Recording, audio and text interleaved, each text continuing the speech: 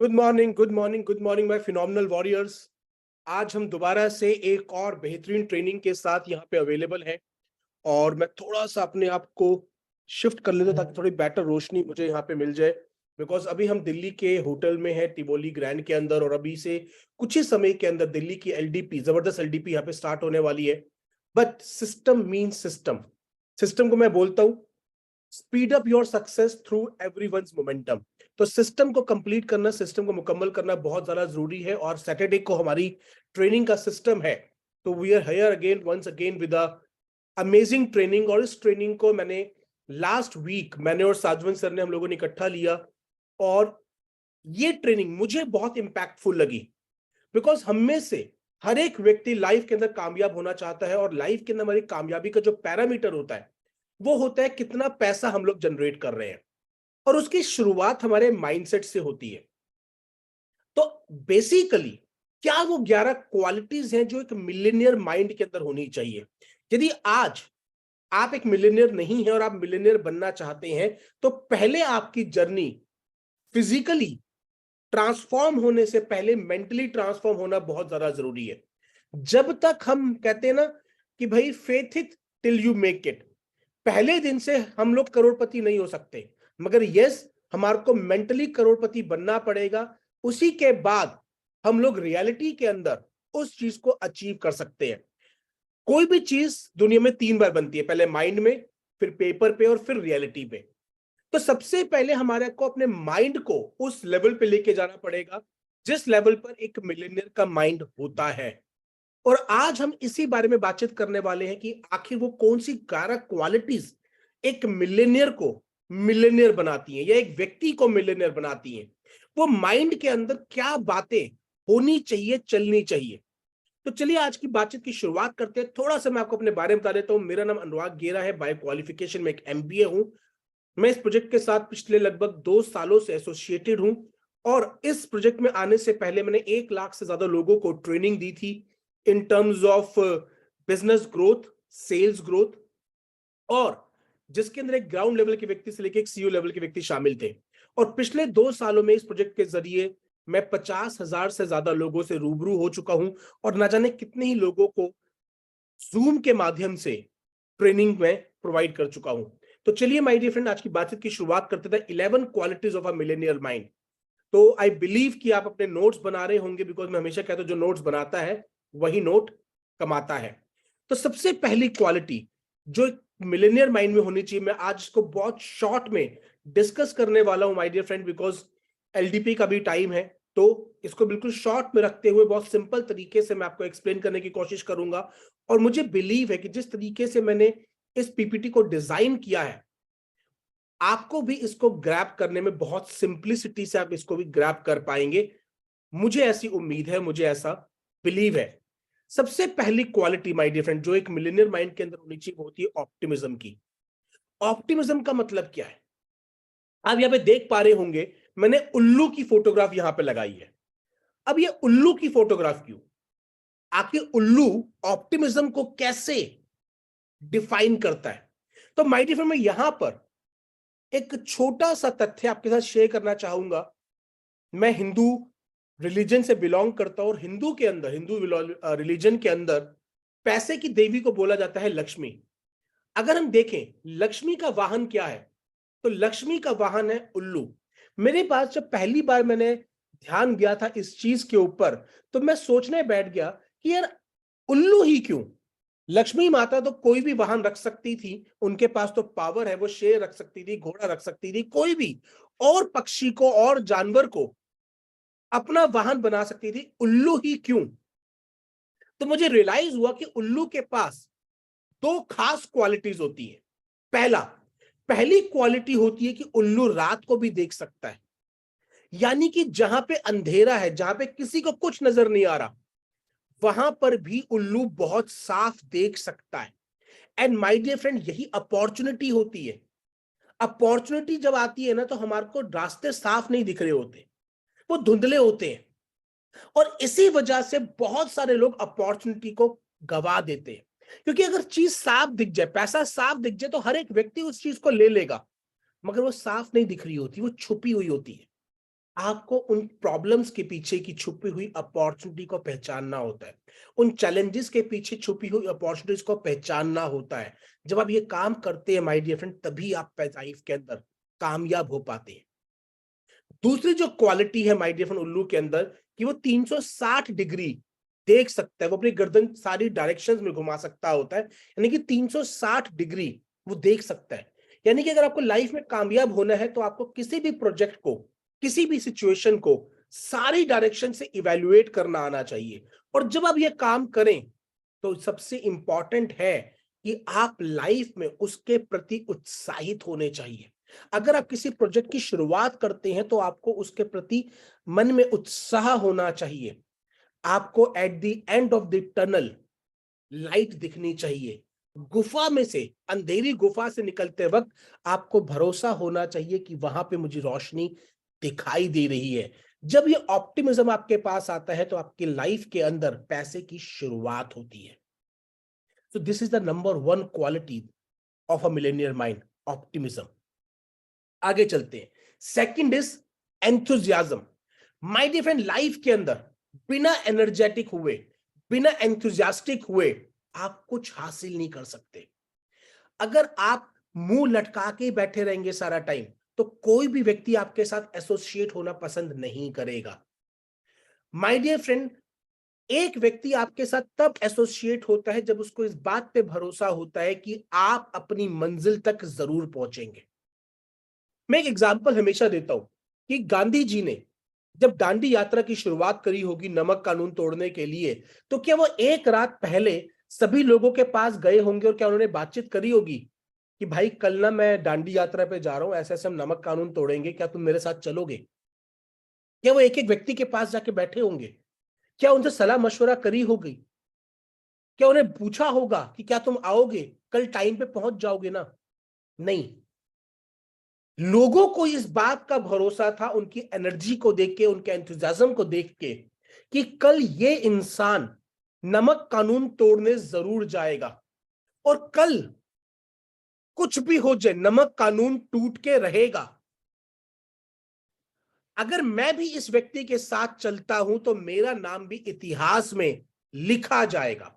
वो एनर्जी से उन्होंने सामने वाले की जिंदगी के अंदर भी एक ट्रांसफॉर्मेशन ले आया, उनके अंदर भी एक भरोसा जगा दिया कि यस, इस व्यक्ति के साथ जुड़कर इस काम को किया जा सकता है। जब आपके अंदर वो एनर्जी आती है, जब आपकी बातचीत से लोगों को वो भविष्य दिखता है, तब वो आपके साथ चलते हैं। तो आपको अपनी एनर्जी को मेंटेन करना जरूरी है। सेल्स में बोला जाता है sales is nothing else but transfer of energy. आप अपनी एनर्जी को अपने प्रोस्पेक्ट के अंदर ट्रांसफर जब कर देते हैं तो आप सेल कर पाते हैं। और अगर आपकी अपनी ही एनर्जी लो है, आप खुद ही ऐसे रहेंगे, तो आपके साथ कोई आने वाला नहीं है। और कोई खुदा ना खास्ता गलती से आ भी गया तो वो भी फिर ऐसे ही रहेगा। So you need to understand enthusiasm is the second quality। और वो कैसे आएगी? By generating clarity। जब आपको पता होगा आप कहां जा रहे हैं, आपको उस बात पे भरोसा होगा, आपको विश्वास होगा, तो आपके अंदर enthusiasm अपने आप झलकने वाली है। So what enthusiasm same? Power to transform। Enthusiasm is power to transform your thoughts so that you can transform the belief system of others। आप उनके बिलीफ सिस्टम को ट्रांसफॉर्म कर पाए। Enthusiasm is power to transform. Next चलते हैं my dear friend. Next आते हैं belief. किसी और को बिलीफ दिलवाने से पहले सबसे पहले आपको अपने बिलीफ फैक्टर पे काम करना पड़ता है। एंड माय डियर फ्रेंड, कहते हैं ना, मैंने कहीं पे पढ़ा था, दुआ भी तकदीर बदल देती है। दुआ भी तकदीर बदल देती है। कितना पावरफुल वर्ड है माय डियर फ्रेंड, कितना पावरफुल स्टेटमेंट है। जब आपको अपने से ऊपर एक पावर पे बिलीव होता है कि भले मुझे रास्ता नहीं दिख रहा, जब मैं चलना स्टार्ट करूंगा ना तो वो मुझे रास्ता दिखा देगा। उस बिलीफ के साथ जब आप चलना स्टार्ट करते हैं माय डियर फ्रेंड, तो लाइफ में मिरेकल्स होने स्टार्ट होते हैं। बोला जाता है belief can make mountain move, faith can make mountain move. वो इसीलिए कि आपका भरोसा, आपके परम पिता पे भरोसा, आपके अल्लाह पे भरोसा, आपका उस सुप्रीम पावर पे भरोसा जिस पे भी आप बिलीव करते हैं कि yes he is with me, मुझे सिर्फ कर्म करने की जरूरत है। गीता में भी बोला गया है, कर्मण्येवाधिकारस्ते मा फलेषु कदाचन मा कर्म फले तुर्भु माते संकुतु सुकर्मणि। यानी कि तू कर्म कर, फल की इच्छा मत कर, फल उस पे छोड़ दे।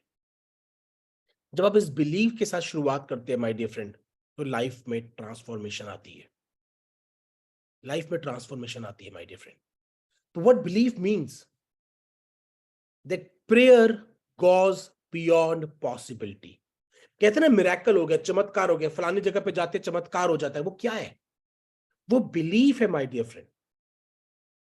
वो बिलीफ है कि आपकी दुआ तकदीर बदलती है, आपका बिलीफ माउंटेन को हिला देता है, आपकी जो प्रेयर है दिल से निकली हुई, सच्ची शिद्दत से जो निकली हुई, वो पॉसिबिलिटी से आगे तक जाती है।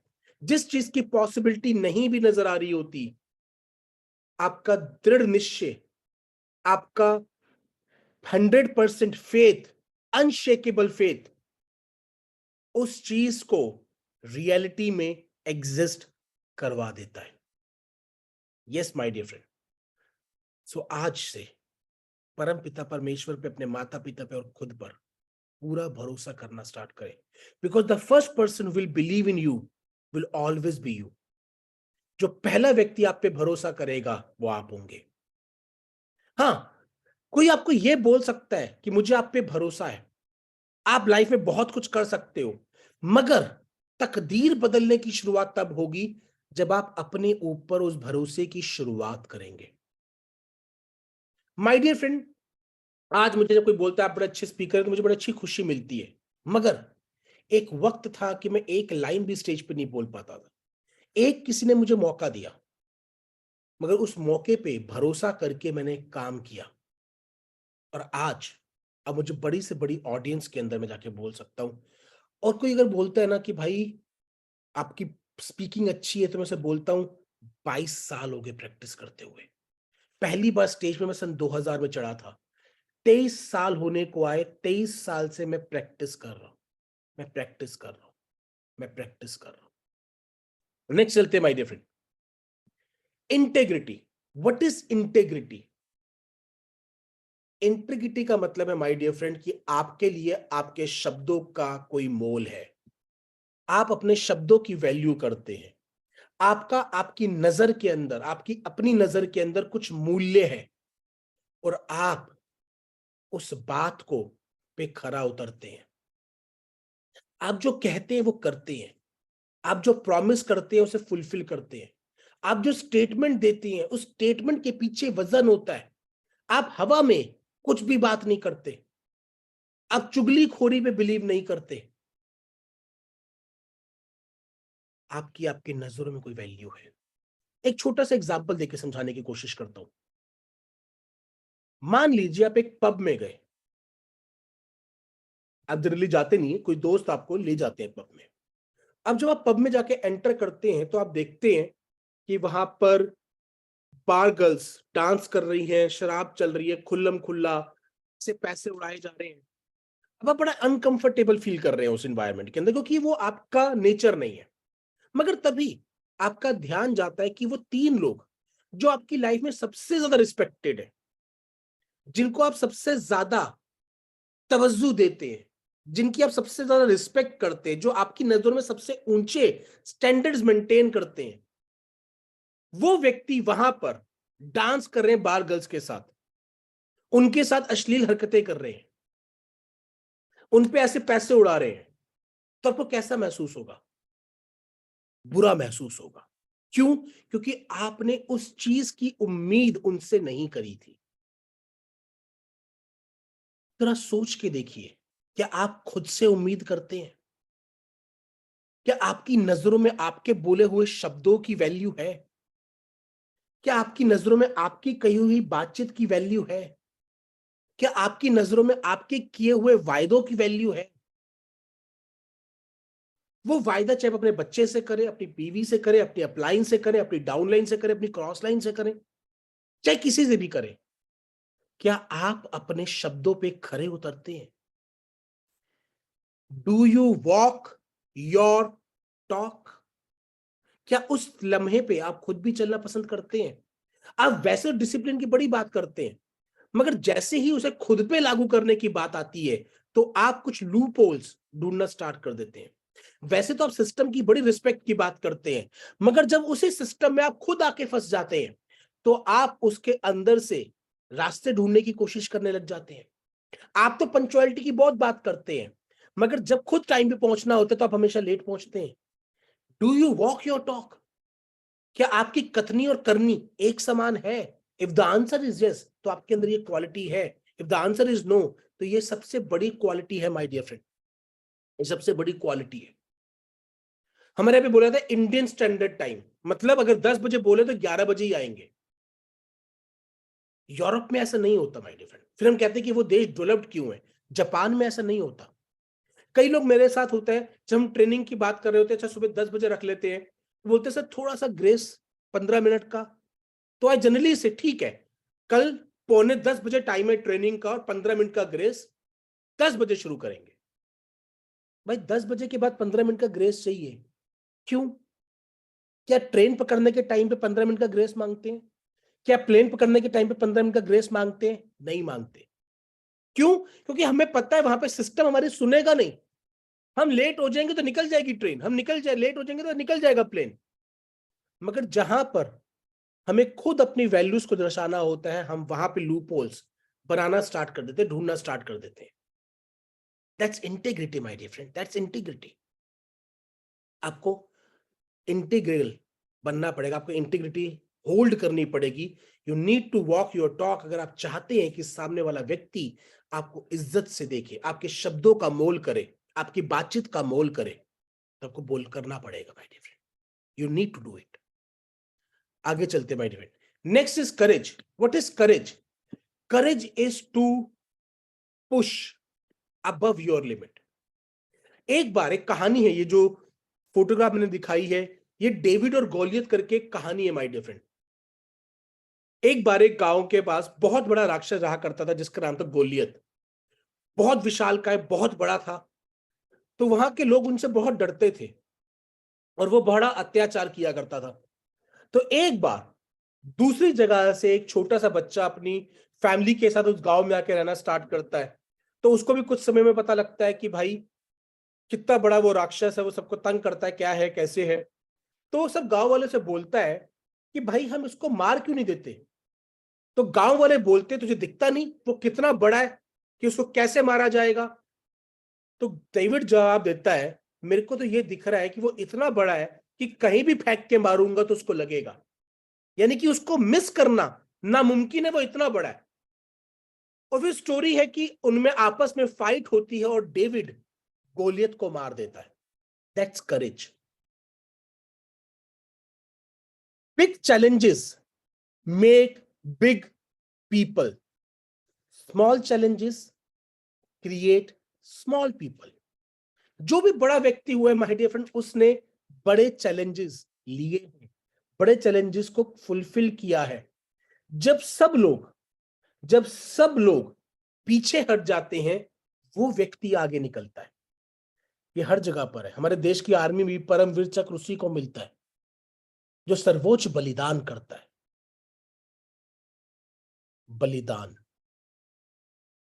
जब आप अपनी बलिदान शब्द को समझिएगा, बलि देना होता है मारना, बलिदान जब आप अपने आप को दान कर देते हैं, अपनी जिंदगी को दान कर देते हैं, तब आपका नाम होता है। दैट्स बलिदान। किसी और को आपको बलि देने की जरूरत नहीं है। आपको अपनी बातों पे खुद को बलि देना पड़ता है, अपनी जिंदगी को बलि चढ़ाना पड़ता है। अगर आप किसी और की सक्सेस को देख के इंस्पायर हो रहे हैं, तो उसके बलिदानों को भी देखिए, बलिदानों को भी समझिए। मैं नहीं कह रहा कि आपको भी उतना ही बलिदान करना है जितना कोई और कर रहा है, नहीं। आप जिस तरह की लाइफ को चाहते हैं, उस तरह की लाइफ को जीने के लिए जितना बलिदान करने की जरूरत है, उतना बलिदान तो आपको करना पड़ेगा।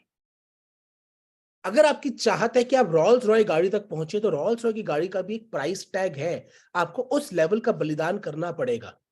अगर आप होंडा सिटी में है, खुश है, बहुत अच्छी बात है। Ultimate aim is to be happy. Rolls Royce में भी आ रहा है कि अगर आप रो रहे हैं और उससे पहले तो आप होंडा सिटी चला के खुश हैं, तो ultimate aim is to be happy. तो आपको पता होना चाहिए कि आप किस लेवल की लाइफ को जीना चाहते हैं, उसके लेवल क्या बलिदान लगेगा, और फिर आप उस एफर्ट्स को कर कर उस स्टेज पे पहुंच के stay happy. That's the most important. What is courage? Punching above your weight is करेज। उस लाइफ को जीने के लिए जो बलिदान लगेगा, वो बलिदान करना करेज है। नेक्स्ट करते हैं माय डियर फ्रेंड, डिटर्मिनेशन। जब मैं इसके लिए फोटोग्राफ पूछ रहा था कि क्या रखा जाए, तो मुझे एक ही समझ में आया, चींटी, आंट। क्यों? कभी आपने चींटी को जाते देखा? उसके रास्ते में आप कुछ भी रख दीजिए, वो या तो उसके ऊपर से चढ़ के निकल जाएगी या उसके दाएं बाएं से घूम के निकल जाएगी। वो या तो उसके ऊपर से चढ़ के निकल जाएगी या उसके दाएं बाएं से घूम के निकल जाएगी। क्यों? बिकॉज वो डिटर्मिन्ड है अपने लेवल पे पहुंचने के लिए, अपने मकसद पे पहुंचने के लिए। वो या तो रास्ता ढूंढ लेगी या रास्ता बना लेगी। तो अगली बार जब आप किसी चींटी को चलता देखें, तो उसकी डिटर्मिनेशन बार बार सुनिएगा। हरिवंश राय जी की बच्चन भी की भी पोए में भी है, जब चींटी दाना लेके चढ़ती है, चढ़ती दीवारों पे 100 बार फिसलती है, अंत में उसकी कोशिश नाकाम नहीं होती, कोशिश करने वालों की कभी हार नहीं होती। Next my dear friend, patience. ये है दशरथ मांझी जी। दशरथ मांझी जी ने जब शुरुआत करी पहाड़ तोड़ने की, तो 22 साल वो एक ही पहाड़ को तोड़ते रहे। हम लोग 12-12 महीनों में, 2 महीनों में, 15 दिन में रिजल्ट नहीं आता ना, तो थक के बैठ जाते हैं, ना हो पाएगा, हमसे ना हो पाएगा। My dear friend, patience important है। ताजमहल एक दिन में नहीं बना था, हर चीज का एक प्रोसेस है। एक कहानी मैं सुनाता हूं कि एक बार एक दंपत्ति था, उसको 10 साल से बेबी नहीं हो रहा था, बच्चा नहीं हो रहा था, वाइफ प्रेग्नेंट नहीं हो पा रही थी।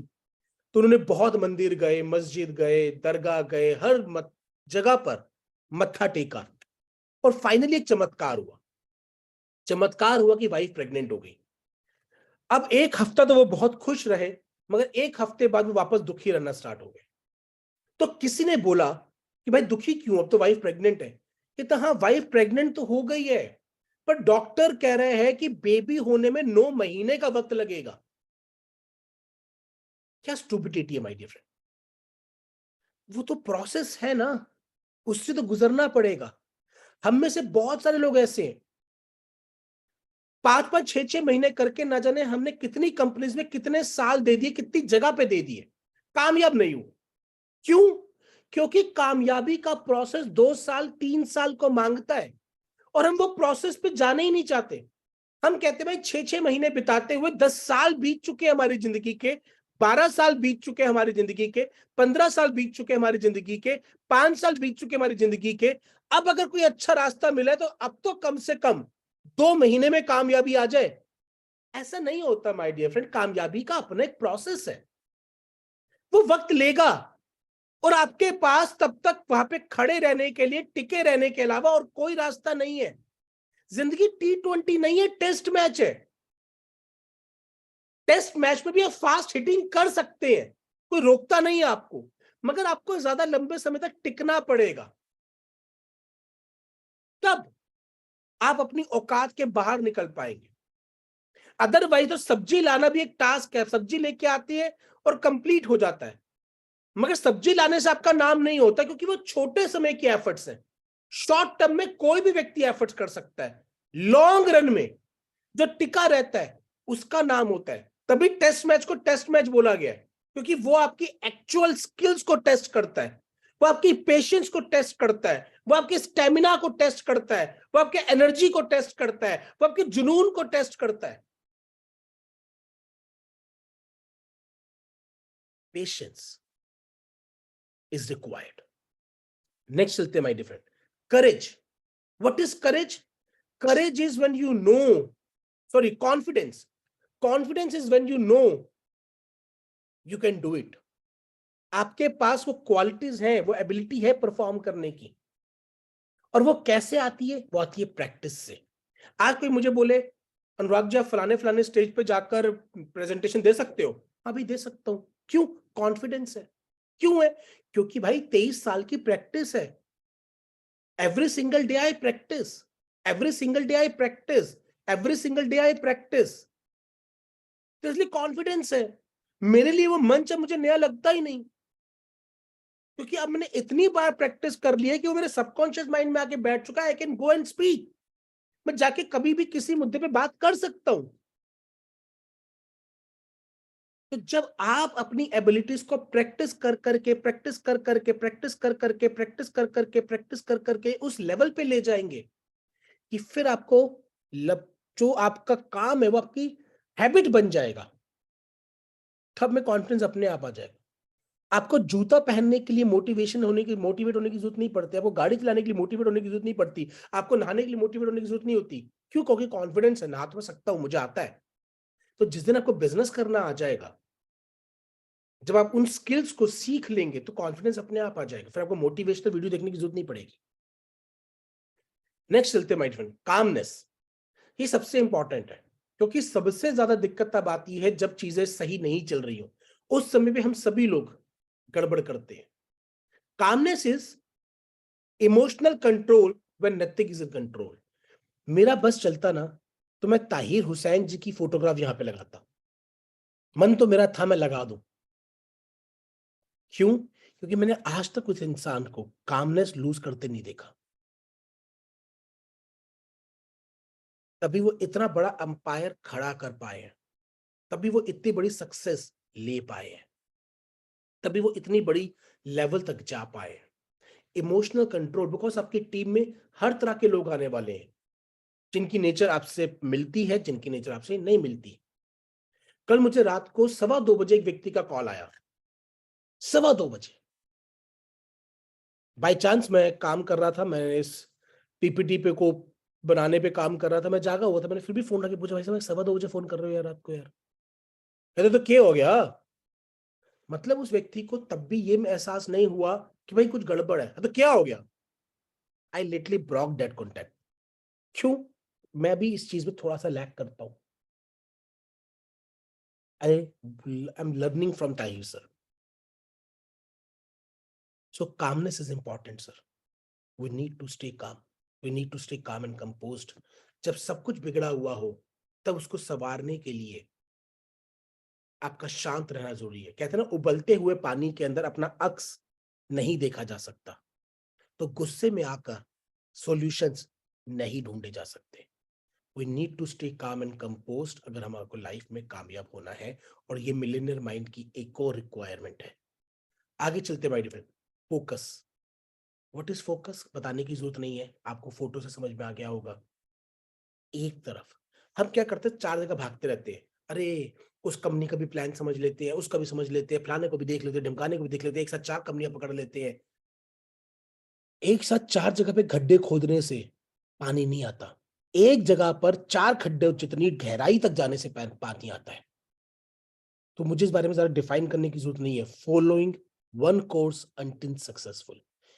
एक एक रास्ता, एक रास्ता, एक रास्ता, एक मंजिल, एक मंजिल, एक मंजिल। चार अलग अलग मंजिल, पांच अलग अलग मंजिल पे नहीं जाना, एक मंजिल जानी है। वहां तक जाने का एक रास्ता बंद मिले तो बाईपास सर्जरी करो, दूसरा रास्ता ढूंढो, तीसरा ढूंढो, मगर मंजिल एक ही रहनी चाहिए। मंजिल मत बदलते रहो। दिल्ली से जयपुर जाना था, जयपुर के रास्ते में जाम मिला तो चलो भिवानी चले जाते हैं। वहां जाम मिले तो कोई बात नहीं, एक काम करते हैं मूर्थल घूम जाते हैं। वहां जाम मिले तो एक काम करते, कोई बात नहीं, गाजियाबाद की तरफ निकल जाते हैं। उससे नहीं होने वाला। मक्खी देखिए, मक्खी भिन भिनाती रहती है, उड़ती वो भी बहुत है, पहुंचती कहीं नहीं है। मधुमक्खी बनना पड़ेगा, एक रास्ते पे चलना पड़ेगा। So follow one course until successful. Next is gratitude. Gratitude is जो लोग आपकी जिंदगी में कुछ कंट्रीब्यूट कर रहे हैं, उनके प्रति शुक्रिया मंद रहना। मैंने इसलिए ये फोटो ढूंढी है कि बहुत सारे हाथ लगे हुए हैं, बिकॉज हम अकेले कभी लाइफ में कामयाब नहीं हो पाते। हमारे पास बहुत सारे लोग हमारी लाइफ में कुछ ना कुछ कंट्रीब्यूट करते हैं और हम उनको कभी मुड़ के शुक्रिया अदा भी नहीं करते। परमपिता परमेश्वर को शुक्रिया अदा नहीं करते, अपनी पत्नी को शुक्रिया अदा नहीं करते, अपनी बच्ची को शुक्रिया अदा नहीं करते, अपने माता पिता को शुक्रिया अदा नहीं करते, अपने अपलाइन को शुक्रिया अदा नहीं करते। वो व्यक्ति जिसने आपको ऑटो में ड्रॉप किया कि आप मीटिंग तक सही वक्त पे पहुंच गए, उसको शुक्रिया अदा नहीं करते। Gratitude is be praiseworthy for the people and things you already have in your life. जब तक आपके पास जो आज है आप उसको रेलिश नहीं कर रहे, उसको एंजॉय नहीं कर रहे, तब तक आपको और नहीं मिलेगा। जरा सोच के देखिए, आप एक ने कुत्ते को दूध डाला, अब कुत्ता उस दूध को लात मार के गिरा देता है, क्या आप उसको और दूध डालेंगे? The answer is no. क्यों? क्योंकि उसको जो पहले दिया उसने उसकी रिस्पेक्ट नहीं करी, तो आप उसे और क्यों देंगे? तो आपको क्या लगता है, जब परम पिता परमेश्वर आपकी जिंदगी में कुछ अच्छा कर रहा है, आप उसकी रिस्पेक्ट नहीं कर रहे, आपको बस हर जगह पे कमी निकालने का काम है, तो आपको वो और देगा? नहीं देगा। आप कमियां ज्यादा निकालेंगे तो कमियां और मिलेंगी, आप अच्छाई ढूंढेंगे तो अच्छाई और मिलेगी। बोला जाता है एक बंद घड़ी भी दिन में 2 बार तो सही वक्त दिखाती है। तो भाई आपकी जिंदगी के अंदर बहुत अच्छा है, अगर आज आप कोरोना के बाद जिंदा बैठे हुए हैं तो जिंदगी में बहुत कुछ मिल गया आपको, उसका शुक्रिया अदा करना चालू करो यार। प्रेजिंग बिफोर एस्पायरिंग, इससे पहले कि आप और चीजों के लिए एस्पायर करो, जो है उसके लिए तो शुक्रिया अदा कर दो, उसके लिए तो धन्यवाद कर दो। Very important my dear, very important. And this brings me to the close of today's training. और मैं भी आप सभी का शुक्रिया अदा करना चाहता हूं, हाथ जोड़कर, दिल से, क्योंकि आप हैं जो इस ट्रेनिंग को कामयाब बनाते हैं। सो thank you very much for coming every Tuesday, every Saturday, attending this training and making it successful. मैं दिल से आप सभी का शुक्रिया अदा करना चाहता हूं। I could be hard outside, because that's my way of explaining you, that's my way of training you, but from deep inside my heart I have heart full of gratitude for every one of you. Thank you. So my dear friend, आज की हम इस training को यहीं पे मुकम्मल करेंगे, because Delhi LTP को हमने शुरुआत करनी है। So thank you very much for coming here, और हम इसको आज यहीं पे मुकम्मल करते हैं my dear friend. Thank you.